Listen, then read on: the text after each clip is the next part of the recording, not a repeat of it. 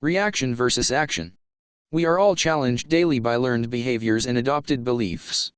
We saw our parents freak out at bills they received in the mail. We heard them call the neighbors stupid because of one thing or another. We saw people having meltdowns in the office. We heard of people going postal. We heard of people retaliating because of some loss they felt they had suffered. We heard of people who felt demoralized and who chose to respond with retribution. We've heard of all these things. We've done some of these things. Some of them are bad enough to land a person in jail, apparently. Some things get someone taken to court. Where do we draw the line? We draw the line at all of these negative things. They're like viruses in our heads, these thoughts. They keep not only us but the rest of the world sick. Yes, they are floating around in the collective unconscious, just waiting to find expression. Don't let them express through you. Don't let the demons tantalize you into blowing your stack. You don't need to. Learn not to be reactive. Yesterday, almost as if it were a test because I've been working on this series of channelings with Ivo and Athena, I was driving to the grocery store. I was stopped at a light and a man drove by with a truck and all of a sudden there was a smash and he was out of his truck, picking up an aluminum screen door off the road. I looked and thought, geez, you should tie those things down better. Then when I could turn left, I moved forward. Suddenly the car went up and then back down again, front tires, then rear tires. I realized that he still had one screen door on the street and I'd just driven over it. I panicked a bit and drove to a nearby side road and then went to check my tires. They seemed fine and they're still inflated today, so as far as I can tell, no harm has come to them. I was relieved. I realized with these doors sliding around, it could have been worse. The doors didn't go flying, thank God, because I had my window open and could have been hit, and my car wasn't even scratched.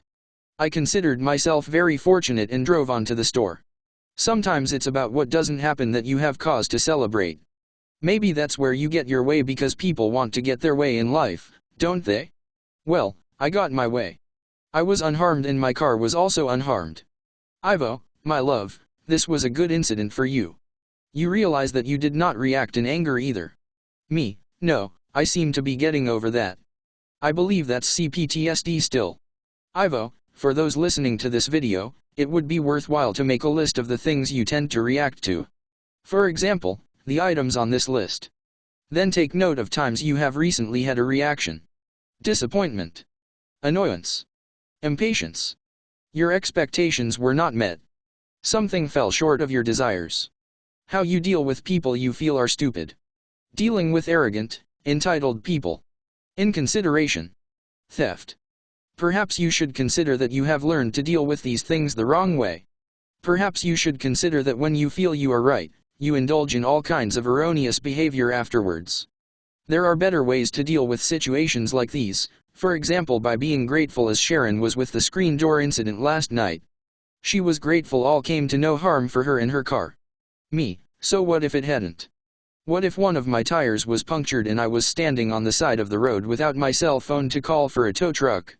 I'm still on the 5-year free towing service for Kias, but I don't make a point of carrying my phone with me because I don't like being tracked. Ivo, still the cell phone is not necessary. You could write the number down on a piece of paper you carry in your purse or perhaps put it in the glove box of your car. You could ask a passerby to call 911 for you and report your car on the side of the road. Me, yes. Good idea. Ivo, a situation like this, perhaps you would call it a near miss, gives rise to the implementation of protocols to be taken. You ask yourself, what if? What if I had needed to call a tow truck?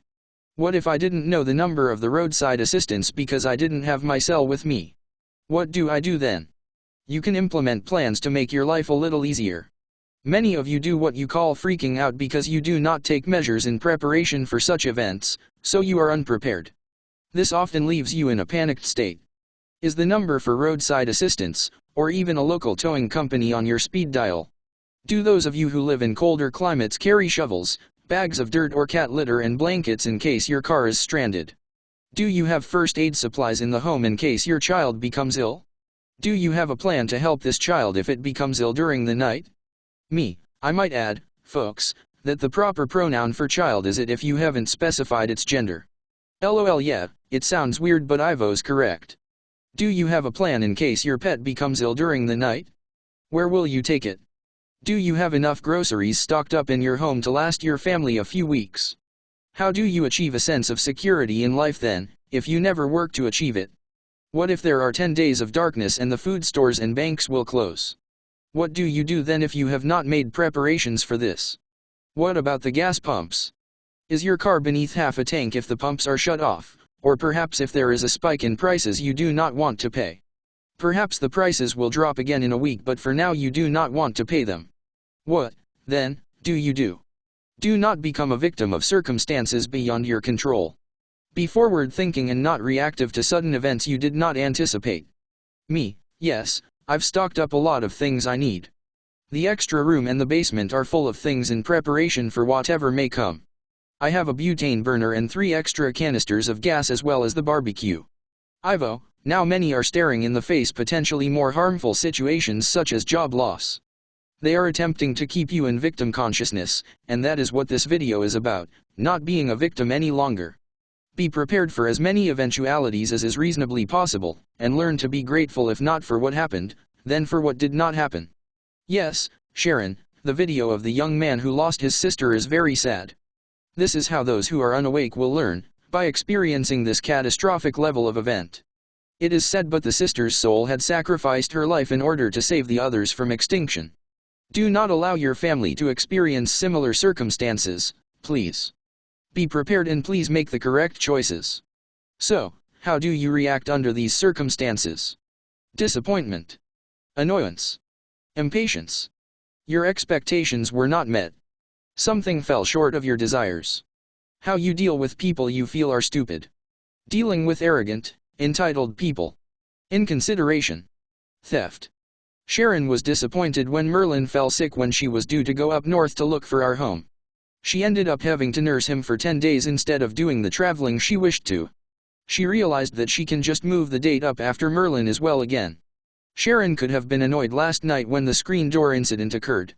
Instead she was perplexed as it was unusual and grateful that nothing had happened to her in her car. How do you deal with inconsideration?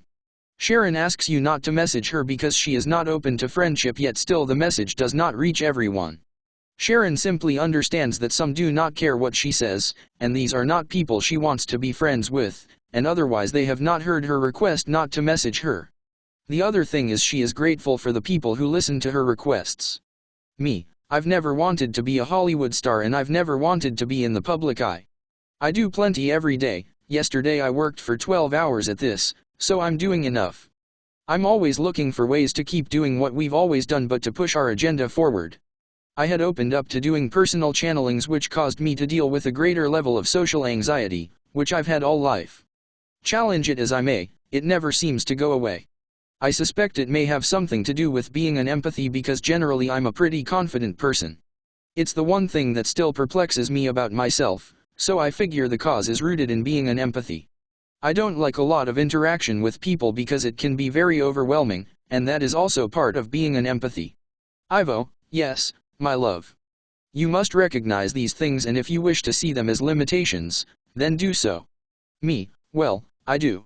And this, really, is another reminder for those who are trying to stop reacting. Oftentimes you have developed protective responses to being an empathy because this was never acknowledged about you earlier in your life, and you need to respect that about yourself. I can't do too many people. It's that simple. It's like standing in Times Square on New Year's Eve for me, and frankly that's one place you'd never see this empathy either. These protective responses can even go as far as addictions. I used addictive behavior to help change my emotional state when I wasn't able to set boundaries. Now I set boundaries and have less problem with addiction. Being empathic and not realizing it creates a whole new scenario and can be interpreted as things like social anxiety, like I just did. You develop a lot of avoidant behaviors because life gets overwhelming when you're picking up on everyone's stuff. When you're also an indigo like I am at an earthly level, and you're meant to transmute negative energies, then you still spend your life running from negativity when in fact you're magnetizing it to you all the time. So the thing to do is to keep clearing your system, transmuting negative energies, clearing your airspace in your home, and send negative people white light because they might stop complaining and just get happy for a while. This will give you a break. Ivo, it becomes a lot more complicated understanding yourself as an empathy, especially when one has been abused and is prone to maladaptive behaviors in order to protect oneself. Arguably, there is no protection from negativity because you are all connected through the earth grids. It is a question of continually clearing yourself and realigning chakras. Also understanding that the reaction you are having can be because of energies you pick up from someone emitting them, so empathy is very complicated, especially on a negative world such as yours. Me, feigning surprise, you don't say. Ivo, lol. I am saying, my love. I realize you are being sarcastic and this is your own reaction to look at it. There is lack of acceptance in this sarcasm, you are angry about this. Me, yup. I am. It's something that has affected my entire life adversely, yet I didn't know what it was. I just thought something was terribly wrong with me. It ultimately sent me to the shrink's office and put me on antidepressants. I felt everybody's stuff. I've walked beside people angry at their partner, and when I mentioned it, they denied it. Everyone keeps telling you you're wrong, but you know you're right. And eventually, both partners in that relationship cheated on each other. No anger there, eh? I know who I can connect with more easily and who I can't. I sense people like they're in a cardboard box lined with styrofoam from some, and from others there are no obstacles to connecting with them. You have to ask, though, do you want to connect with someone so energetically open? What ramifications will it have for you? I still rely on what I've learned intellectually to help me. Children tend to be far more open. Far more so, unless they have parents who caution them about everything, and then you can sense their energy is contracted. The guy who delivers my stuff from UPS I sense fear from because he's vaxxed and I'm not, and I told him so. So he's confirming this by handing me my boxes at arm's length. I feel his fear of me and he confirms it through his behavior. I'm not scared of him, so it's not me I'm feeling. Ivo, however, for those who are less empathic, understanding your reactions, the reactions that are actually yours, is easier. For the empathy, the first job is to determine if the reaction is actually yours, and when you are alone you are more likely to be able to determine that. Also, when your chakras are cleared and rebalanced, then you are more likely to understand yourself as well, and that you do not have negative feelings. No human does, however on your world they are practiced with gusto. Me, thanks, Ivo. Maybe we'll talk more about empathy since it's come up. Ivo, I would enjoy that, my love.